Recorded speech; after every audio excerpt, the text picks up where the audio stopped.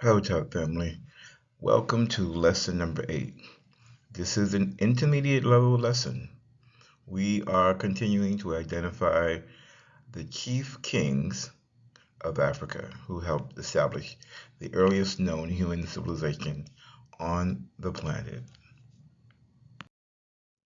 The primary objective of this course is to be able to read the sacred script of our African ancestors called Medu Neter.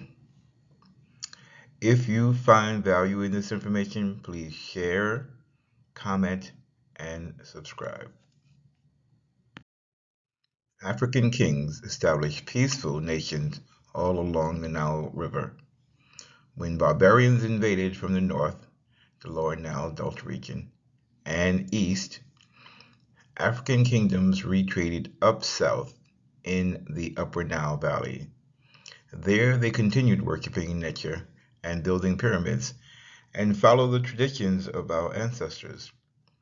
This statue is identified as a Kushite king of Napata, who reigned somewhere between 664 BCE and 332 BCE.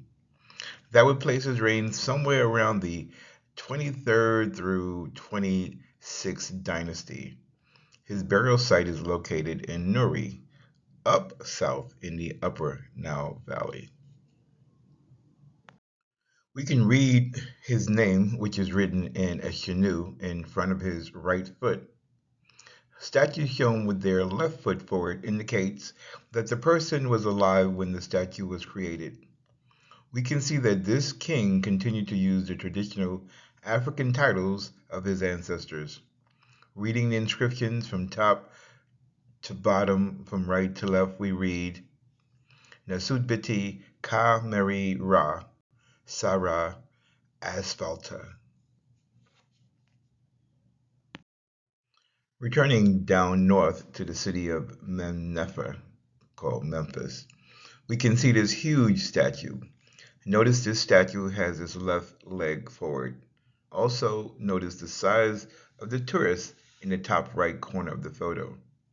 This statue, called the Colossus of Ramesses, is located in a small museum built specifically to house this fallen statue and several smaller pieces. The statue stands 10 meters high. It is flawlessly carved from one piece of limestone. In the 1800s, the ruling colonizers tried to quote unquote donate it to the British Museum, but it was too heavy to be transported.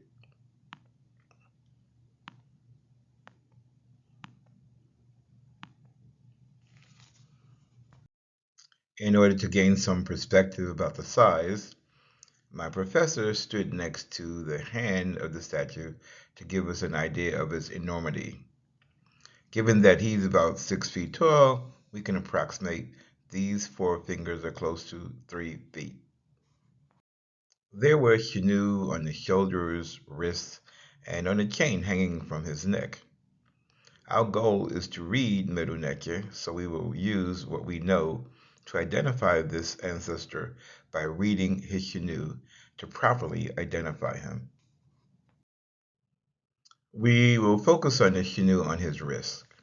Reading from right to left, we see the title Wajet, followed by the chenille Us Ma'at Ra Setept in Ra.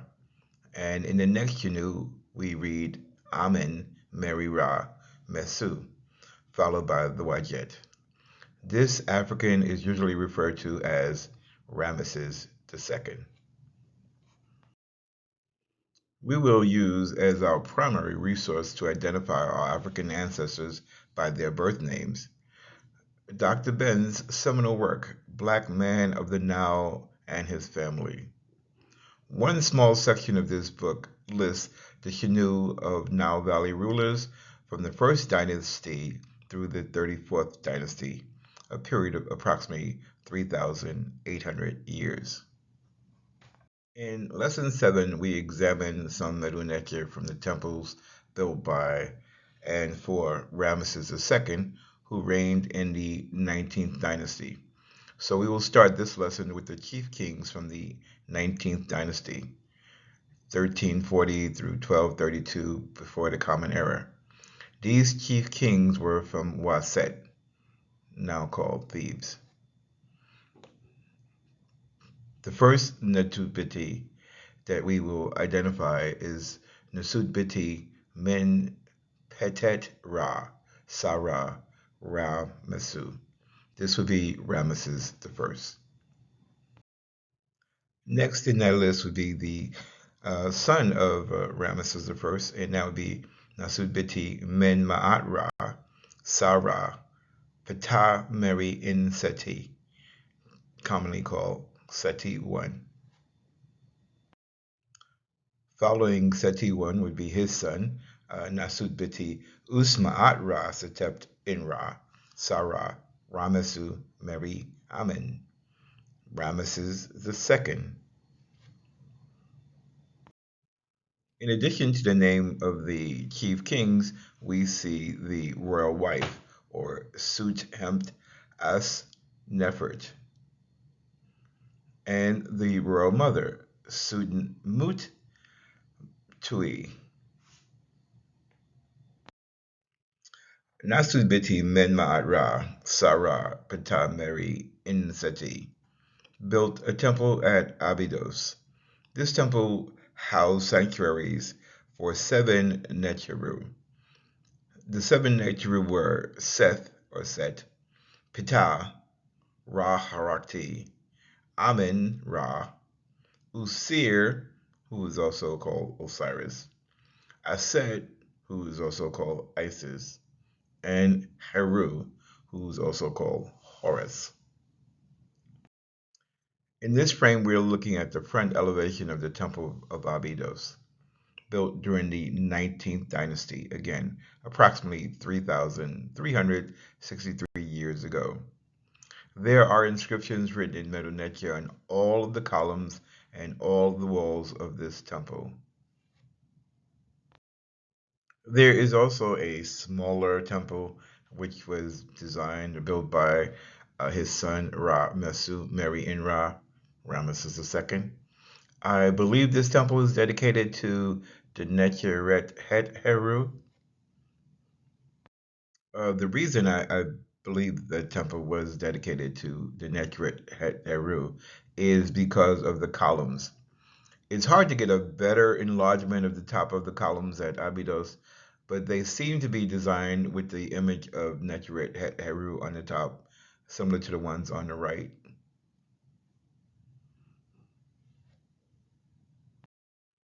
So we can begin our review of reading Medu Neter by looking at some inscriptions on the inner walls of the temple of Seti I at Abydos. We can see on the left the Sut plant and the Egyptian bee, which is Nasut Biti, ruler of Upper and Lower Egypt. And on the right, we see the pintail duck and the solar disk, Sa-Ra, son of the sun. So we know that this person is the ruler of Upper and Lower Egypt and the son of Ra. Right below Nasut Biti, we see the basket and the 2 tongues of land, which is transliterated as Neb Taui, translated as Lord of the 2 lands. And below Sa-Ra, son of Ra, we see the basket, the rising sun, and plural strokes, which transliterates as Neb Ka'u, or Lord of the rising suns. So, left to right, reading again into the faces of the birds and of the people, we can read the Shenu, and the Shenu on the left reads Men Ma'at Ra. We see the Men word, we see the Netyeret Ma'at and Ra. So we have Men Ma'at Ra. And on the right Shenu, we see Ptah, kind of hard to see, but there's the stool, the loaf of bread, and the Netya Ptah. So the stool and loaf of bread simply help us to read his name. Mary, again, kind of difficult to see from this image, but we see the 2, hopefully we can see the 2 reed leaves, which is the E sound, and the N, the ripple of water at the very bottom. Again, this is Ptah, Mary, and Seti. But adding to that, below the canoe, we see the all-seeing eye, the throne, and Necher, which is again read as Usir, the twisted flax, solar disk, and twisted flax again. That is transliterated as Hehi, which is eternity. So this is Usir, Lord of eternity. And on the right, we see again the throne, the loaf of bread, and the egg, and the Necheret behind that. That is the name of the Necheret Aset, or again, we call Isis sometimes. And we see the swallow, loaf of bread, which is where or great. And then we see again the Necher symbol and the Necheret Mut. So this is Aset, where Necheret Mut, or Isis, the great god Mut. So altogether, reading our Medu Necha from left to right, top to bottom, we get Nasud Biti, Neb Tawi, Men Ma'at Ra, Usir Neb Hahi, Sarah Neb Kawi, Ptah Mary and Seti, Aset, where Necher Ret Mut. So the resource that I'm using for this page is in German. So I used Google Translate for the German text. These images are from a wall inside the sanctuary of the Neche Usir. The determinative in each of these plain canoe represents foreign land. So the translation was the Battle of Kadesh, prisoners, Asiatic tribe. And this again is from the sanctuary of Neche Usir. And we can see that determinative in the bottom of each of those canoes, which is the determinative to tell us that these names are names of people from foreign lands. So I picked out one of these to just work on the transliteration of the name. And this particular prisoner, his name has the reed leaf, which is a monoliteral and transliterated as I or A. The folded cloth, which is a monoliteral and transliterated as S. And a reclining lion, which is also monoliteral and translated with the letter L. So somehow this would be Isl, ISL. So on the inner wall of this temple, we can also see an earthly father, Setai One, presenting the canoe of our heavenly fathers to his son, Ramesses II. Here's another view of the Setai One, again presenting the names of the ancestors to Ramesses II.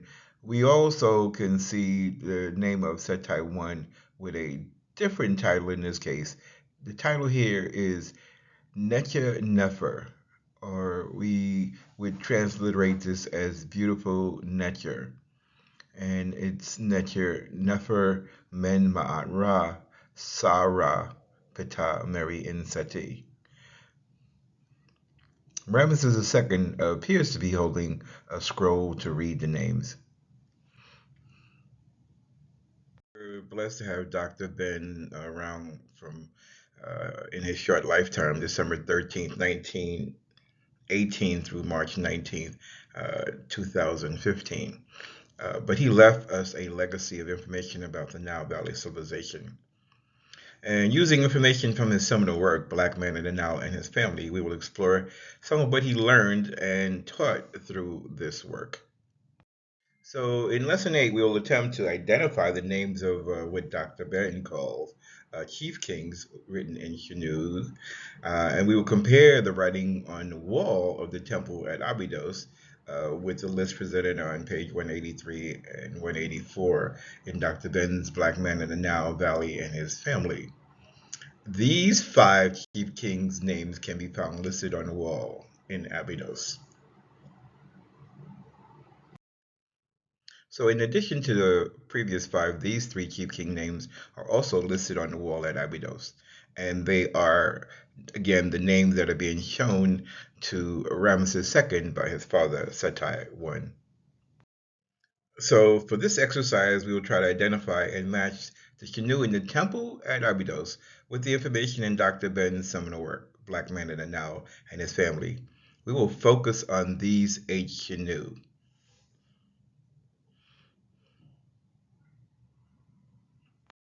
So we want to take note of the fact that each Shanu is preceded by a ripple of water, the suit plant, a loaf of bread, and another ripple of water. And we are pronouncing that as Insutin, a Nasutin, or Nasut. And it's followed by, each Shanu is followed by the seated representation of the Necher Pittah. So the first Shanu on the left matches the Nusut Biti title of Ah, Keper, and Ra. In Black Men and Now, he's identified as the fourth chief king of the 18th dynasty. His Sarai title is Nefer Ka'u Jehudi Mes. He was called Thutmoses Thutmoses the second by the Greek-speaking invaders. The second Shanu matches the Nusut Biti title of Men Keper Ra. Again, in Black Man and Now, he's identified as a sixth chief king of the 18th dynasty. His Sarai title is Jehudi Mes. He's called Thutmoses III by the Greek-speaking invaders. The next Shanu matches the Nusut Biti title of Ah Keperu Ra. Again, in Black Man and Now, he is the seventh chief king of the 18th dynasty. His Sarai title is Amenhotep Necher Hek Anu. He's called Amenophis II by the Greek-speaking invaders. The fourth Shanu matches the Nusut Biti title of Men Keperu Ra, and he is identified as the eighth chief king of the 18th dynasty. His Sa Ra title is Jehudi Mes Ka'u, and he is called Thutmoses the fourth by the Greek-speaking invaders. The fifth Shanu matches the Nusut Biti title of Neb Ma'at Ra, identified by Dr. Ben as the ninth chief king of the 18th dynasty. His Sa Ra title is Amenhotep Hek West. He's called Amenophis III by the Greek-speaking invaders. Next, we have the Shanu of the Nasut Biti, Ser Keperu Ra Setept in Ra, 15th and last chief king of the 18th dynasty. His Sarai title is Amen Meri in Heru in Heb.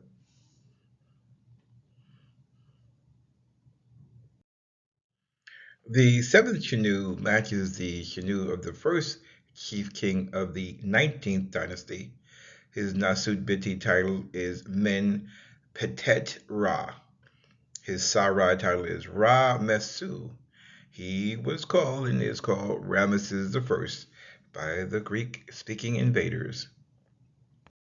And last on this list, but not last in the list of kings, we have the Shanu of Nasut Biti, Men Ma'at Ra. Again, he is identified as the second chief king of the 19th dynasty. His Sarai title is Ptah Meri in Seti.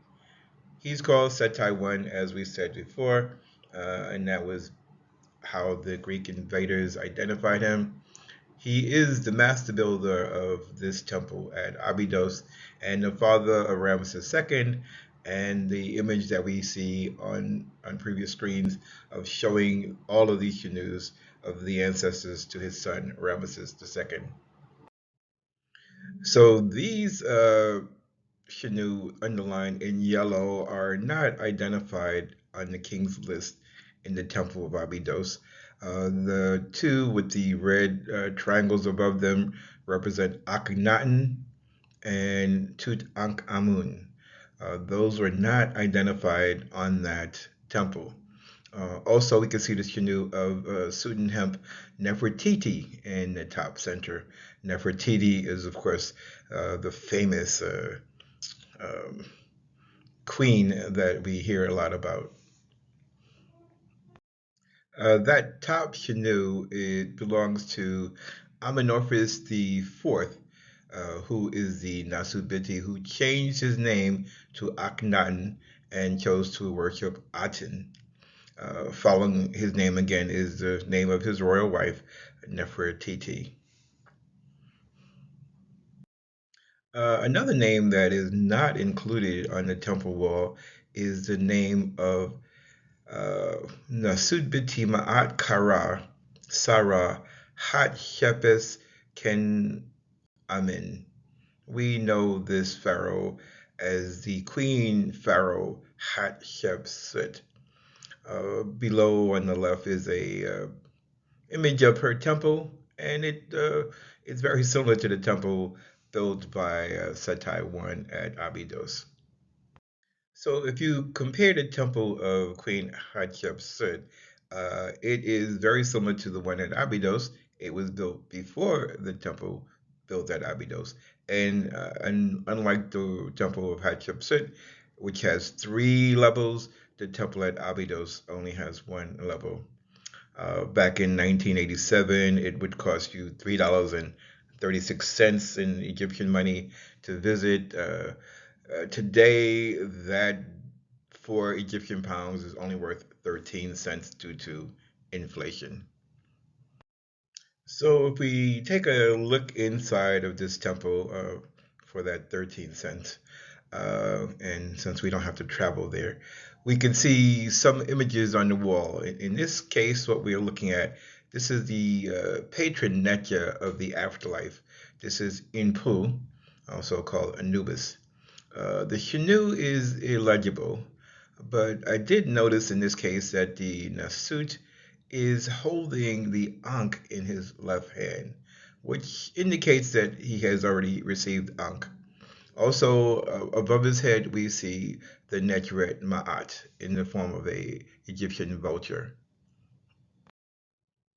And here again, we see Impu, which seems to be presenting the crook, the filial, and the staff of Ptah to the Nasut. And again, we know that this is happening in the afterlife because the Nasut is, again, holding the Ankh and has received the Ankh. So, as was previously mentioned, this temple has sanctuaries for 7 netures, and in this niche, we can see on the wall the neture Ptah on the left, and we see the Nasut Biti kneeling, facing Ptah, and behind the Nasut Biti is the neture Heru. Heru, again, is called Horus by the Greek-speaking invaders. So on these 3 walls, we can see an interesting combination. We see straight ahead, we see Amen, who is referred to as the God, the Father. And to the right, we see Mut, who is identified as God, the Mother.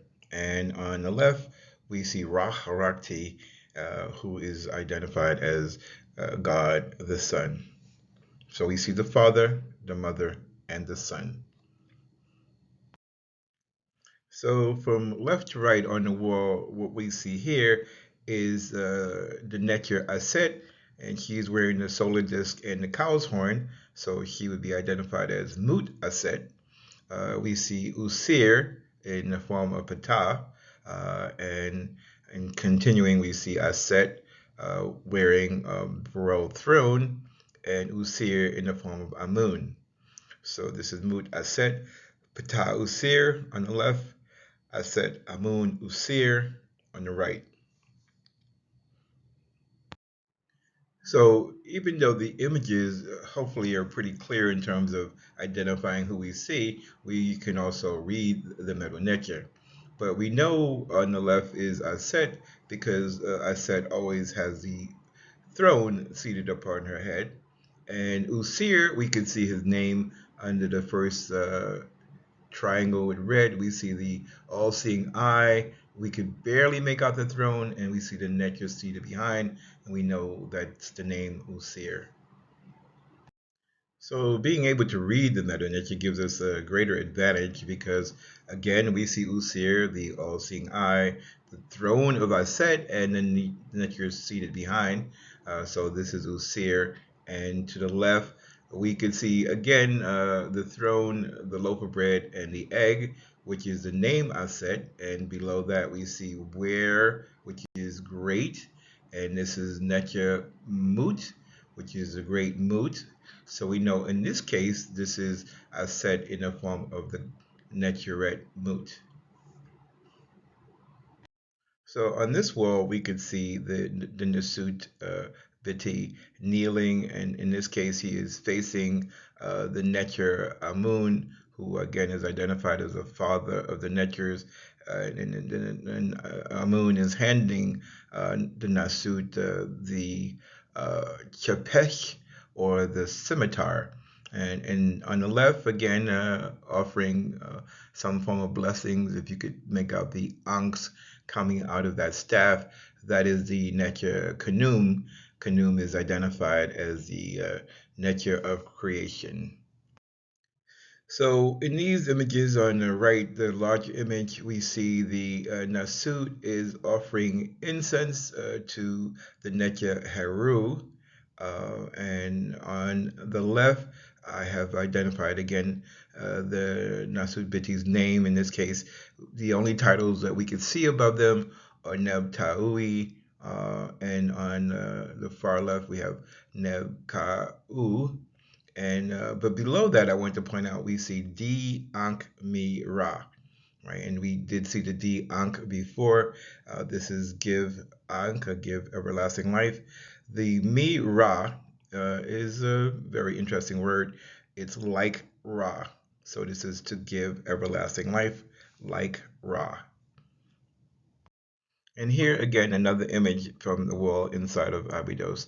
The larger image, we see the Neturet Mut. Again, we could tell this is Mut by the headdress, the solar disc with the cow's horns.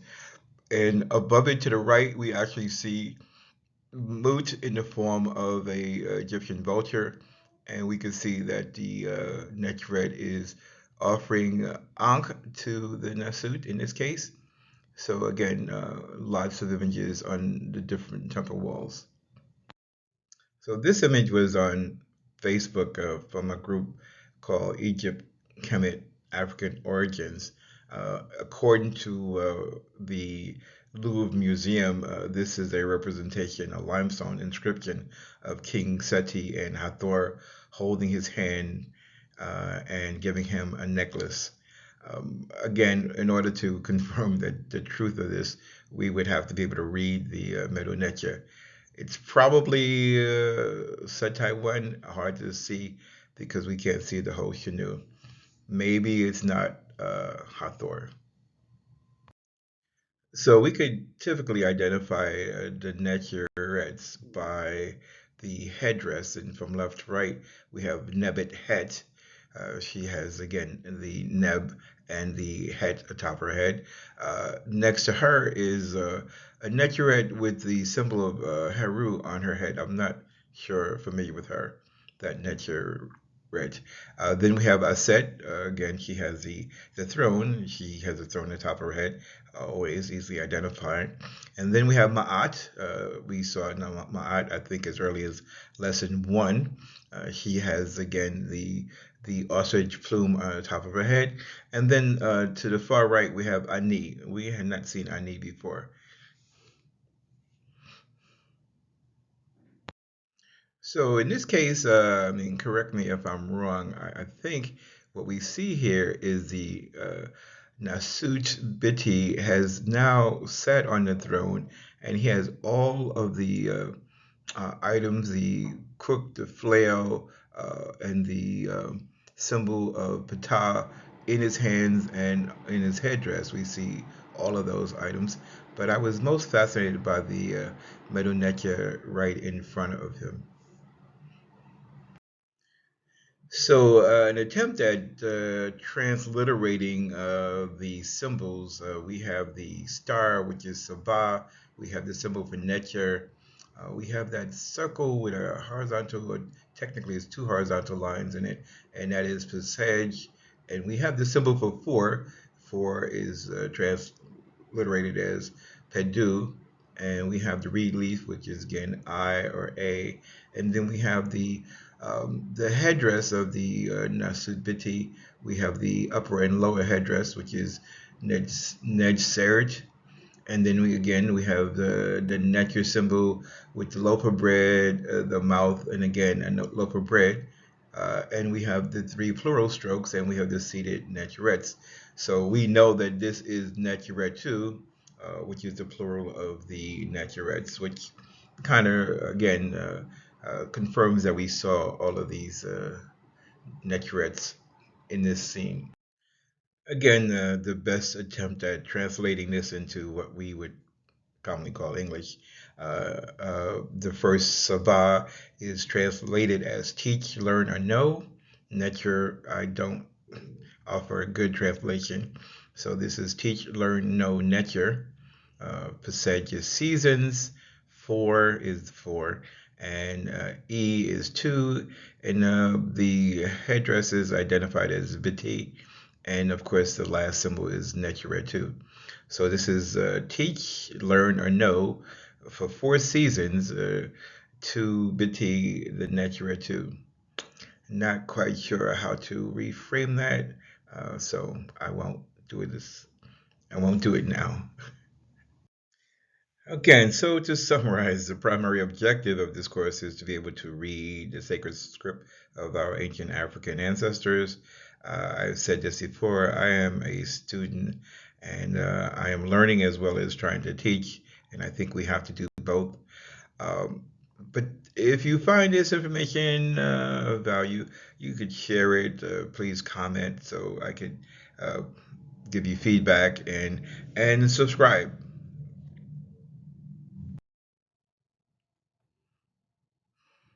So just gonna end by sharing some images and hopefully reminding you that this is our language and we should be able to read it.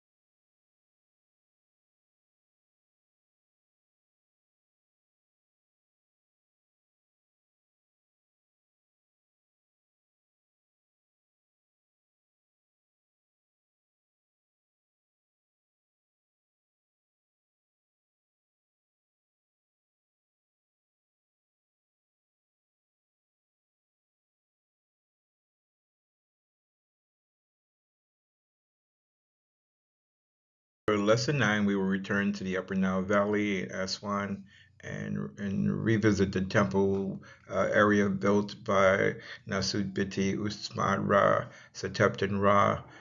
In lesson 7, we look at the temple built for his suit hemp, Neferet. Now we will go back and look more carefully at his temple.